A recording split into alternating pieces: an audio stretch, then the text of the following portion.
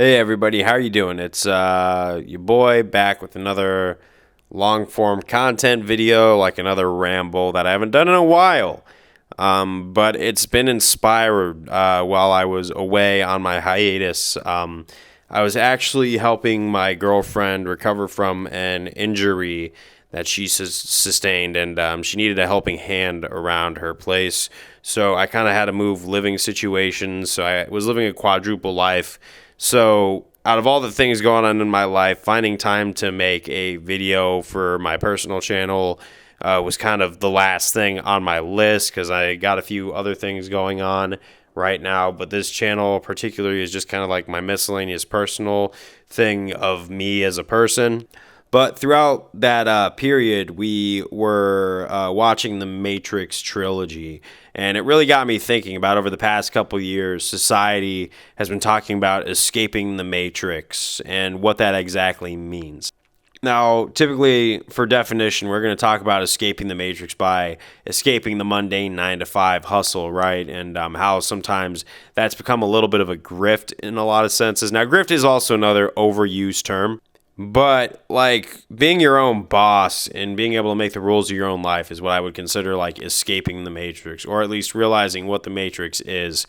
Because I don't really like the term escape the Matrix, because when you escape the Matrix, a lot of people who escaped the Matrix in the movie never came back. And the real people who like really leveled up were the ones who went back into the Matrix to use it, understanding what can be bent and what can be broken in the Matrix, like Neo discovering that the whole thing is not real, there is no spoon, and that he can basically do whatever he wanted because it is a computer simulation.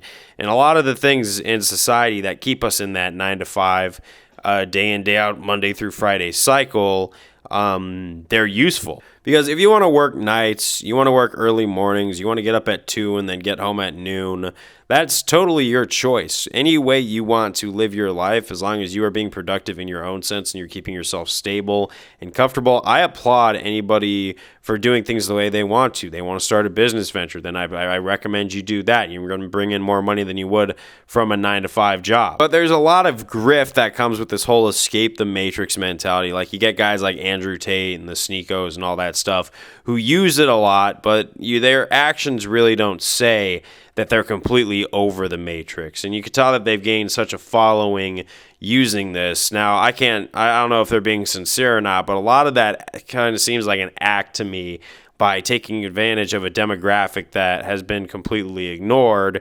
which, you give them a voice, but are you giving them a voice because you actually want them to have a voice, or because you see opportunity to gain a lot of publicity? Because how many times has Andrew Tate gotten in trouble for quote-unquote quote something, and the quote-unquote authorities are trying to quote-unquote take him down, and then it quote-unquote never happens? I'm just saying that there's a pattern here, and it's become pretty obvious at this point.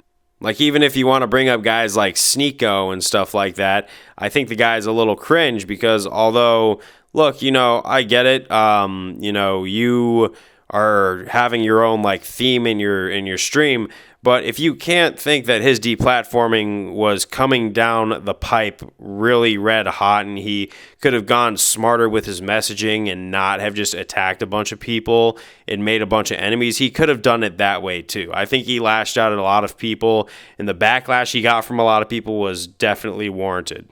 And it continues to go on because he's always calling out all these like MMA fighters and stuff like that, and then they answer the call and then he never fights them, which I think is super cringe. And honestly, for people who like that red pill stuff, that's not a rep you want to rep you. In fact, that's honestly kind of just somebody who's going to be counterproductive to getting people to think like you. But overall, the understanding while I was sitting there watching this movie with my significant other, we were talking about like the themes of the movie and what it means to be the one and understand that there is no spoon and that there is nothing to really fear at the end of the day. Because even at the end of the first movie, he starts becoming the one by overcoming his fear and overcoming his negative emotions. And a lot of this quote unquote red pill stuff is using like a lot of anger and resentment to fuel it. And that's actually not how you're going to live a more productive, quote unquote, leveled up life. Because I do consider myself, somewhat of a red pill guy where not everything is the way that the media or the internet tries to package it. I'm not going to go out and just kind of like say a bunch of stuff that's going to make me a ton of enemies. But I have had that moment where I was a different mind in a group, and I know what it's like to be ostracized for having quote unquote wrong think or anything like that. I'm not saying that I don't sympathize with people who have felt that way or felt ostracized because they decided to think differently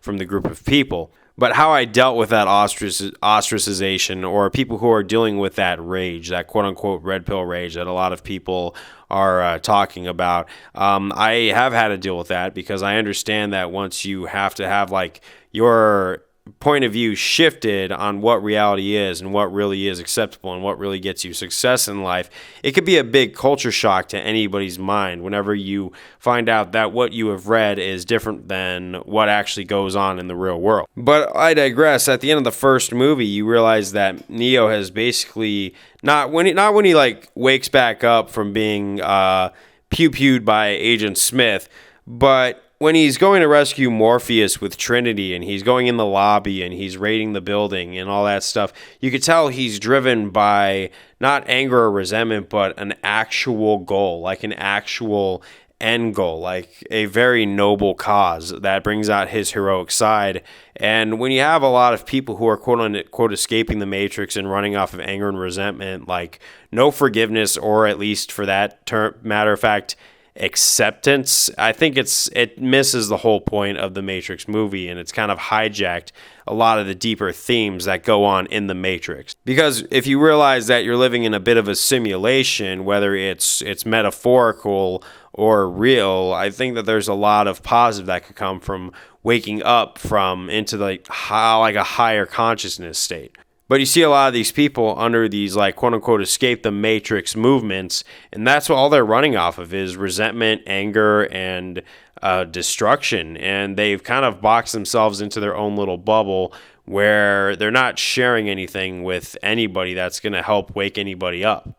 Even though, to be honest, certain people you just aren't going to wake up, because you could bring a horse to water, but you can't make them drink. But you never know how far your voice is going to carry or whose mind is going to be changed in a positive image.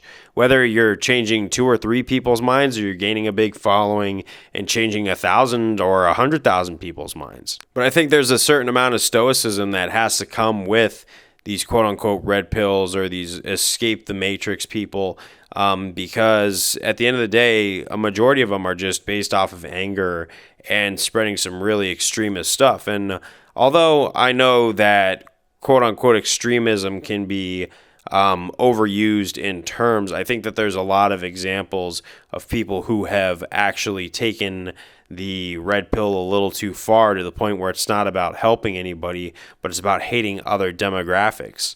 And that's not what the red pills in the Matrix trilogy by far have done in any way, shape, or form. That's how you get a Cypher who secretly just wants to go back into the Matrix and go back to sleep. It's not that they are about waking people up, but they're resentful that they are awake and they can't go back to sleep, or they can't unsee the things that they have seen. They want to be back in that state of bliss and ignorance. And of course, in the sequels, there's some other themes that I could go about, but I was saying really about the movies per se, but just how the message behind the movies has been kind of like hijacked versus what you see on the internet now and what goes on. But that's actually just my little tangent. I don't really know exactly how to land this plane, so I'm just going to say, if you're one of those guys who is waking up from the Matrix, or you're realizing that there's more than one way to live your life, or that the institutions aren't always going to tell you the truth, which they never have in human history, or that sometimes working smarter is better than working quote-unquote harder,